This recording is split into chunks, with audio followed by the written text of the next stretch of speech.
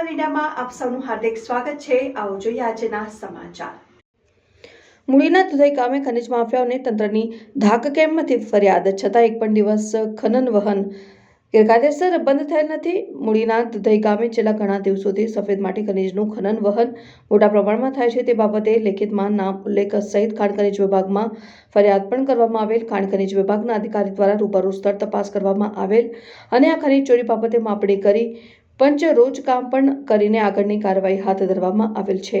ખનિજ માફિયાઓ દ્વારા એક પણ દિવસના આ ખનિજ ખોદકામ બંધ કરવામાં આવેલ નથી।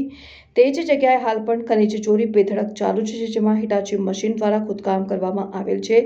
જો ખાણ ખનિજ વિભાગને આ બાબતે જાણ કરવામાં આવે તો તુરંત જ ખનિજ માફિયાઓને મેસેજ મળે છે, એટલે તુરંત જ હિટાચી મશીન અન્ય જગ્યાએ લઈ જવામાં આવે છે અને મશીનરી પકડાતી નથી। આ અધિકારી આ બાબતે વોટ્સએપ ગ્રુપમાં સુરેન્દ્રનગરથી ટીમ નીકળે ત્યારે જ ખનિજ માફિયાને જાણ થઈ જાય છે અને ખનિજ ચોરી અટકતી નથી। આ ખનિજ ચોરી બાબતે હિટાચી મશીનના માલિકો કળમાંદ મૂડીના 2 શખ્સો, એક દુધઈનો શખ્સ, એક મોરબીનો શખ્સ સામે નામજોગ ફરિયાદ સ્થાનિકે નોંધાવી છે અને દુધઈ ગ્રામ પંચાયત સરપંચ દ્વારા પણ લેખિતમાં નામજોગ ઉલ્લેખ સાથે ફરિયાદ સાથે રજૂઆત કરવામાં આવી છે, પરંતુ આ દિન સુધી આ સ્થળ પર ખનન વહન ચાલુ છે। શા માટે આ બાબતે મૂડી મામલતદાર પણ ચાલક ચલાણું રમત રમી રહ્યા છે, તો આ ખનિજ ચોરી બંધ કરાવવાની જવાબદારી કોની?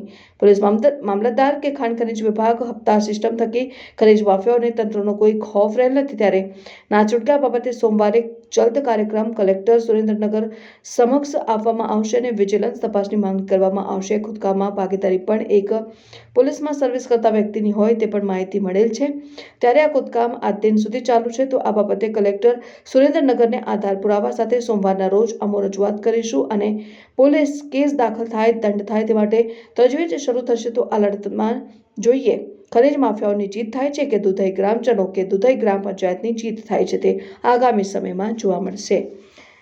Reporter Rajubhai Karpada, news 7 India, Dudhai Muli.